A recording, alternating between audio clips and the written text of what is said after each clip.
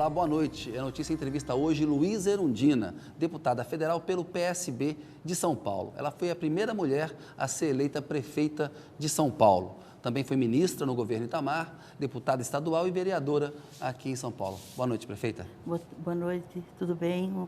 Também cumprimento os telespectadores. Eu que agradeço muito aqui. a senhora ter aceito o convite para a entrevista. Queria começar falando um pouquinho da sua história pessoal. A senhora nasceu em 30 de novembro de 34, na Paraíba, no interior, Uiraúna. Certo. Né? Como é que foi essa infância no interior da Paraíba? Quais são as memórias mais marcantes que a senhora tem de lá? Olha, eu sou filho de uma família numerosa, 10 filhos.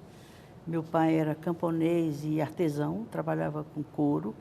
Ele tinha a fama de ser um celeiro preferido pelas pessoas, porque as celas dele não feriam os animais, né?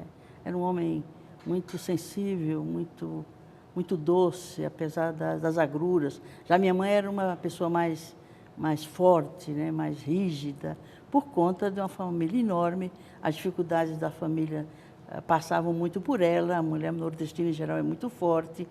E toda seca, meu pai levava a gente para algum estado desse país para sobreviver às secas sucessivas que ainda hoje ocorrem no Nordeste. Então, foi uma infância difícil, como é da maioria das famílias da minha classe social, lá naquela região pobre do Nordeste, e tive que migrar dentro do Estado, entre os estados, até que fui levada pela ditadura militar, perseguida pela ditadura, a vir para São Paulo, que foi onde eu iniciei, mas onde eu realizei a maior parte da minha militância política, ajudando a construir o Partido dos Trabalhadores. O que a moveu a entrar na política? Foi exatamente a compreensão, a consciência muito cedo de que aquela realidade que eu vivia desde os primeiros anos da minha vida e vendo o entorno da maioria das famílias da minha pequena vila de Uiraúna, passavam por dificuldades muito grandes, enquanto que uma outra minoria,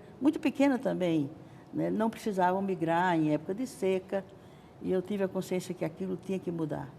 E para mudar, o instrumento que eu percebia naquele momento, muito jovem, com pouca idade, era que eu teria que estudar para poder criar condições de superar aquela situação. Portanto, eu tinha consciência de que tinha que mudar e que eu tinha que dar minha contribuição nesse sentido. E a senhora pensou em fazer medicina, mas acabou fazendo serviço social, é isso? Exatamente, Kennedy, porque eu tive que suspender meus estudos depois do curso ginasial e do colegial, que foi o período em que eu pude trabalhar e estudar, e a partir daí, fazer medicina significava eu ir para a capital, não poder trabalhar e estudar, porque era tempo integral, e com isso minhas irmãs mais novas que eu ficariam sem sequer chegar onde eu havia chegado, ou seja, com o curso secundário. Então eu optei por isso para ajudar também a manter minha família.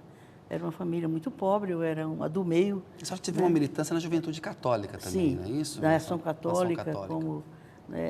então, é católica até hoje? Sou católica, mas assim, com muita independência na vivência da fé, para não ficar presa a certos dogmas muito rígidos. O que você está achando do Papa Francisco?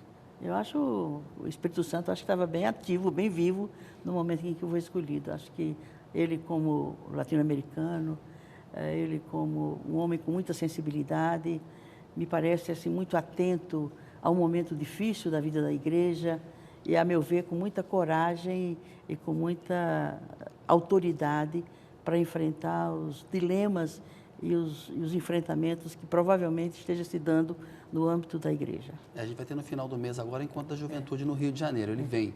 Né? Ele vem. E aí, aproveitar e falar com a senhora de entrar nessa onda de protesto. Há uma expectativa de que haverá manifestações dos jovens. Eu queria ouvir da senhora, que é uma política importante, foi prefeita de uma cidade complicada como São Paulo, militou no PT, participou do governo Itamar, está no PSB, e a gente ouve muito, olha, ninguém está entendendo o que está acontecendo, quais são as razões dessas manifestações. Na opinião da senhora, quais são as principais razões que levaram que é a maior onda de protestos na história do Brasil, esses protestos populares? Olha, essa insatisfação ela vem se acumulando ao longo dos anos, né? Havia muita expectativa em relação aos governos democrático-populares do PT, Lula, 8 anos, a Dilma 2 anos e meio, e porque esses governos vieram pelas mãos dos movimentos sociais, dos movimentos populares, do movimento sindical, e, a meu ver, a esses dois governos tem faltado uma condição básica, que é o diálogo com a sociedade civil organizada. Por duas razões. Primeiro, esses governos ficam muito a depender da base governista e do Congresso, né? E cada vez tem que fazer concessões maiores e mais inaceitáveis, enquanto que, se tivesse uma aliança também, não só com o Congresso, mas com a sociedade civil organizada, poderia mediar, inclusive, essa relação. Acho que o PT se afastou dessa mediação. Exatamente. Eu acho que houve um descolamento do Partido dos Trabalhadores e dos seus governos, né, com a vida real do povo. Sua militância entrou para o espaço institucional, mandato de vereadores, deputados, etc. A militância também foi sendo convocada para trabalhar nos gabinetes, portanto, no plano institucional.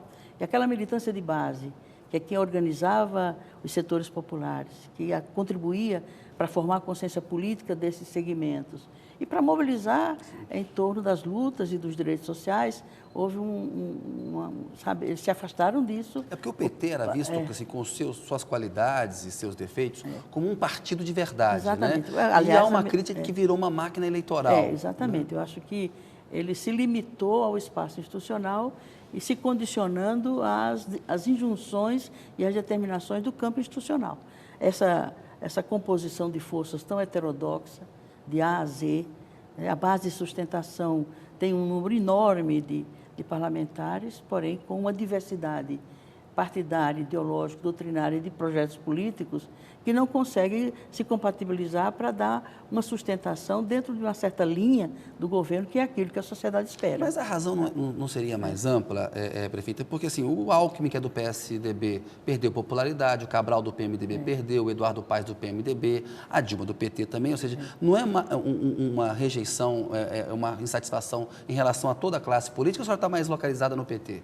Eu acho que a frustração maior é em relação ao PT. Porque os outros partidos já se sabe como é que eles agem, como é que eles realizam, praticam a política, quais são os seus compromissos, que não são esses mesmos compromissos da maioria desses setores organizados da sociedade civil. Uma clara desilusão com o PT, a senhora acha? Eu acho. Além disso, há um esgotamento do sistema político brasileiro. O quadro partidário não corresponde minimamente ao pluralismo partidário, mas preservando a identidade de um partido em relação ao outro. O sistema eleitoral está absolutamente inadequado a esses tempos. A falta de uma regra sobre financiamento de campanha termina dando pretexto a desvios éticos, a imoralidade do ponto de vista do financiamento de campanhas, e tudo isso é um caldo de cultura que fez a juventude e as camadas médias da sociedade desacreditar, pior, não é dos políticos, é da política, o que se soluciona que é isso? muito grave, né? Olha, eu acho que essa movimentação que está se expressando nas ruas, e que está dando ensejo aqui, primeiro acordando as consciências de quem tem responsabilidade sobre esse quadro, sobre essas manifestações, sobre essa insatisfação. De outro lado, tem uma crise econômica, né? Volta a inflação, o crescimento diminui, a oferta de empregos, evidentemente, não está no mesmo ritmo que esteve em outros momentos. Tem uma piora do cenário econômico. Exatamente. Né? Mesmo o crescimento da oferta de emprego está ligado a salários muito baixos. Então, isso tudo e uma instabilidade. O crescimento econômico também está se prevendo que o crescimento este ano será de 2% do produto interno bruto. Quer dizer, essa soma de fatores, a crise econômica, a insatisfação com o comportamento das instituições políticas, o esgotamento do sistema político que suporia ou supõe uma reforma política estrutural, não em remendos como têm sido feitos. Portanto, o Executivo deve, por conta de não ter investido com uma base tão larga numa reforma política há muito tempo, tiveram 10 anos de governo, o Congresso, por sua vez, que é quem caberia fazer essa reforma, não o fez. Mas a senhora está lá dentro do Congresso, a senhora é uma deputada federal, é parte disso. Por que o Congresso não faz a reforma política? Por causa da correlação de forças, que é desfavorável. Enquanto você tem mais de 300 parlamentares subordinados a uma lógica e a interesses que impedem que se ouse no sentido de... Melhor manter tudo como está para eles. Exatamente. E a lógica é do interesse individual, não é nem partidário, nem de bancada. O que uma determinada mudança serve para mim, tendo em vista a próxima reeleição? Não para mim, Luiz Erundina, mas da maioria daqueles que impedem, bloqueiam, evitam uma reforma política, é muito a partir do interesse pessoal de cada parlamentar. Então, e não há vontade política dos presidentes das casas, Senado e Câmara, que também estão subordinados a essa mesma lógica e a esses mesmos interesses, e uma minoria muito pequena que ficamos tentando contribuir. Por exemplo, no meu caso, no meu mandato, eu faço isso, tento dar minha contribuição através dos movimentos. Eu criei 2 frentes parlamentares, a meu ver, que têm dado uma contribuição. É a Frente Parlamentar pela Reforma Política com Participação Popular, sim, que há mais de 13 anos vem, né, acompanhando esse processo lá dentro, já gestou projetos de iniciativa popular que tramitam na casa, né, e também uma frente parlamentar pela democratização das comunicações. Eu acho que se nós não democratizarmos os meios de comunicação de massa, todas as outras reformas estruturais ficam muito mais difíceis de acontecer. A senhora é a favor de um plebiscito ou de um referendo?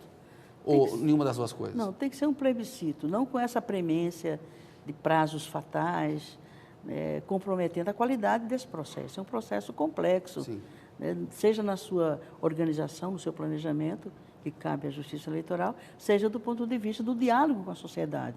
Que por mais, né, interessado que esteja o cidadão nessa discussão, nesse debate, tem certas tecnicidades, tem certos aspectos do processo que impede que, num curtíssimo prazo, toda a sociedade esteja suficientemente informada e entendendo perfeitamente o que está se querendo, para que, quando se posicionar numa decisão de voto, o faça de forma consciente e de forma Ou seja, um segura. Plebiscito, então, para valer para a eleição de 2016. Exatamente. E dependendo dos temas que se colocarem lá, e eu acho que até que temas devem ser abordados no plebiscito tem que passar por uma decisão da sociedade, ou seja, que temas a sociedade gostaria de tratar. Financiamento, né, de campanha. A senhora acha, por exemplo, tem a proposta do público puro, hoje a gente tem um sistema misto, né, que acesso ao fundo partidário e você permite contribuição de pessoas jurídicas, das empresas e dos cidadãos, das pessoas físicas.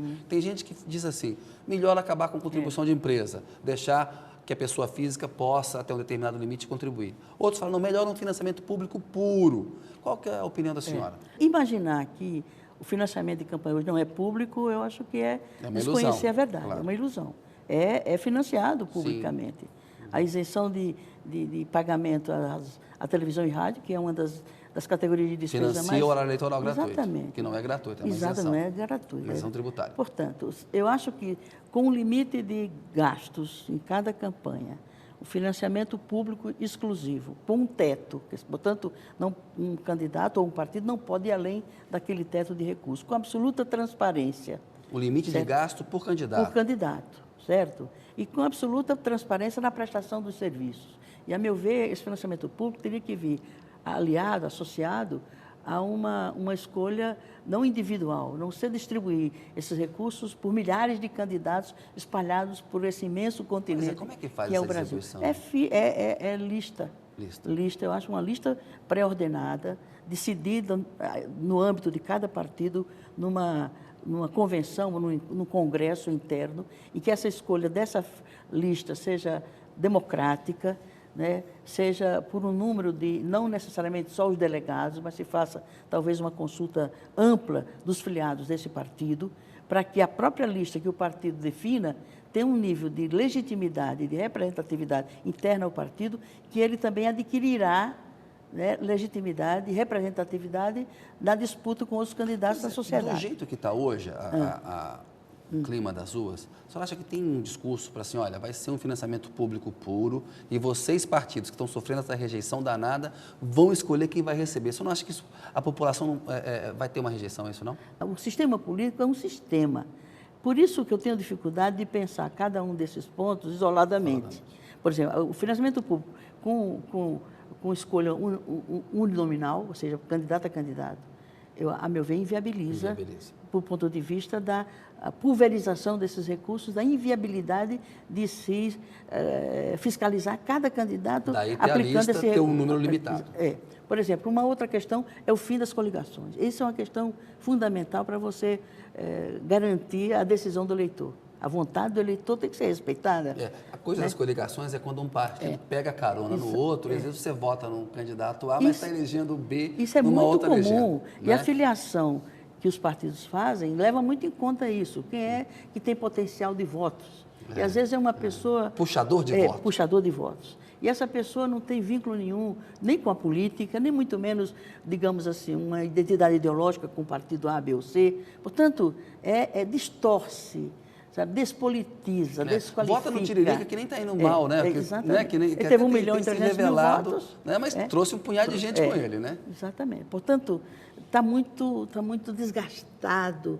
Os partidos estão muito desgastados. Eu acho que uma mudança do quadro partidário, das regras de organização partidária, exigir identidade partidária, para não haver 30 partidos e com a perda absoluta, até mesmo daqueles que tinham alguma identidade ideológica, política, deixam de ter por essa miscelânea de siglas. Não são mais partidos, muito menos projetos, são siglas. Além disso, né, a política de coalizão, de coligação. Isso tem que ser regrado de forma mais adequada, né, para qualificar o voto, para qualificar a representação e para aumentar a confiança do eleitor nos seus representantes. E, além disso, não dá para não mexer na democracia direta, na democracia participativa. A crise de representação no Brasil se deve, em grande medida, a não se exercitar no Brasil a democracia direta, a democracia participativa, porque a democracia não é democracia representativa, democracia só existe como tal se as duas dimensões estiverem sendo O que a gente está exercitadas. vendo aí uma pressão, uma demanda por mais democracia direta. Esse povo foi para a rua, não foi pelos 20% da tarifa, foi isso também, mas foi, sobretudo, uma manifestação de vontade de participar. Primeiro, de mudança, nós queremos mudanças e nós queremos ser os atores dessa mudança, nós queremos protagonizar essa mudança. Então, é um recado tão claro e tão decisivo para que acordemos, né, e percebamos, né, o significado dessas manifestações. E eu acho que não há como não pensar que o Brasil vai se manter o mesmo depois do que aconteceu nos últimos dias do país. Licença, senhora, um minutinho. A notícia volta daqui a pouco com o Luiz Erundinho.